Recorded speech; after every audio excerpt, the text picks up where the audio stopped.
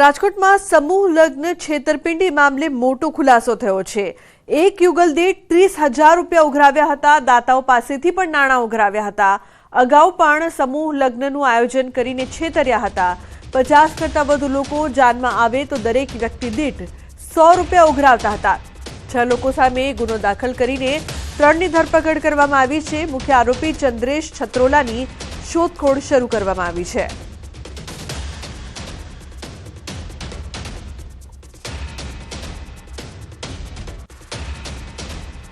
हाल 3 आरोपीओनी अटकायत करवामां आवेली छे।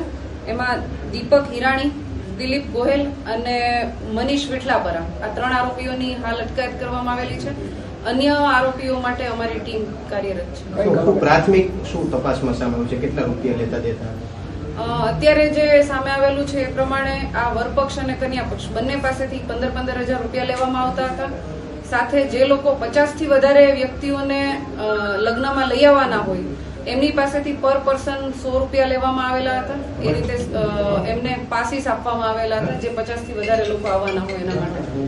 આ રીતે એમણે મિનિમમ 15,000 થી લઈ અને વધારે જેટલા પણ જે વ્યક્તિઓ જે માણસો લાવવાના હોય એ મુજબ એમની પાસેથી પૈસા લીધેલા હતા। અને આ ઉપરાંત એમણે આ લગ્નના આયોજન માટે ઘણા દાતાઓ પાસેથી પણ ફંડ મેળવેલું છે। તો લોક સાહિત્યકાર દેવાયત ખવડ ફરી ચર્ચામાં આવ્યા છે। અમદાવાદના સાણંદ નજીક મોડી રાત્રે તેમના ડ્રાઈવર પર હુમલો કરીને કાર જપ્ત કરવાની ઘટના બની હોવાનો આક્ષેપ છે। તેમણે એક જ દિવસે તેમના 2 ડાયરાના કાર્યક્રમ બુક કર્યા હતા। દેવાયત ખવડે સનાથલ અને દેવાયત ખવડ આણંદ સોજિત્રા ખાતે એમ એક જ દિવસે 2 ડાયરાના કાર્યક્રમ રાખ્યા હોવાની વાત સામે આવી હતી। એક ડાયરામાં દેવાયત ખવડ ન પહોંચતા તેમના ડ્રાઈવર પાસેથી કારની ચાવી લઈ લીધી અને તેના પર હુમલો કરીને કાર જપ્ત કરી લીધી હોવાનું દેવાયત ખવડે જણાવ્યું। ખવડે જણાવ્યું કે 2 ડાયરા હતા। સનાથલ ડાયરામાં પબ્લિક નહોતી તેથી હું અન્ય ડાયરામાં ગયો હતો। આ ઘટના અંગે બાદમાં ચાંગોદર પોલીસમાં અરજી કરવામાં આવી પરંતુ ફરિયાદ ઘણા સમય બાદ પણ ન લીધી હોવાનો ખવડે આક્ષેપ મૂક્યો છે।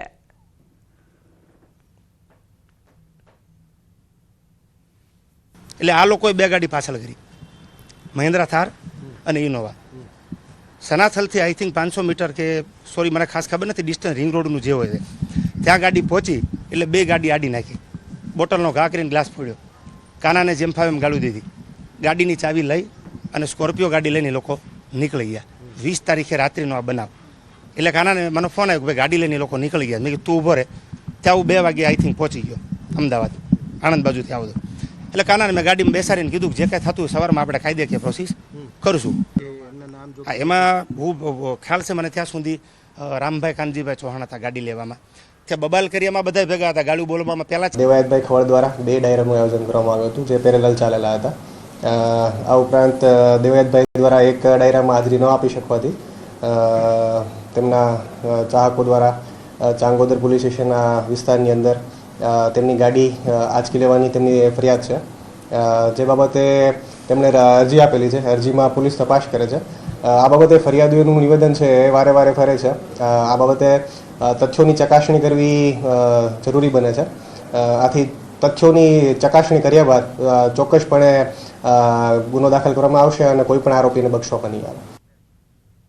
તો દાહોદના ઝાલોદ નગરપાલિકા ચૂંટણી પરિણામ વિજેતા ઉમેદવારો ભૂગર્ભમાં હોવાના મામલે ઉમેદવારે જ કર્યો છે ખુલાસો। વિજેતા સભ્યો મંદિર દર્શન કરવા માટે ગયા હોવાનો કર્યો ખુલાસો। વોર્ડ નંબર 3ના ભાજપના વિજેતા ઉમેદવાર અનિલ ભાભોરે આપી છે પ્રતિક્રિયા। કહ્યું 8 અપક્ષના અને 10 ભાજપના ઉમેદવારો મંદિરમાં દર્શન કરવા ગયા છીએ। પાર્ટી જે નિર્ણય લે તે માન્ય હોવાનું પણ ભાજપા જિલ્લા પ્રમુખને જાણ કરી હોવાની પણ તેમણે વાત કરી છે। હું અનિલભાઈ ગવજીભાઈ ભાભોર વોર્ડ નંબર 3માંથી ચૂંટાયેલો સભ્ય છું।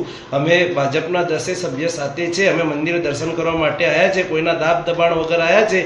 અમે જેને પણ પાર્ટી મેન્ડેટ આપશે એની સાથે રહીશું। આ જાણ અમે ભારતીય જનતા પાર્ટી પ્રમુખને જિલ્લા પ્રમુખને કરી ચૂકેલ છે।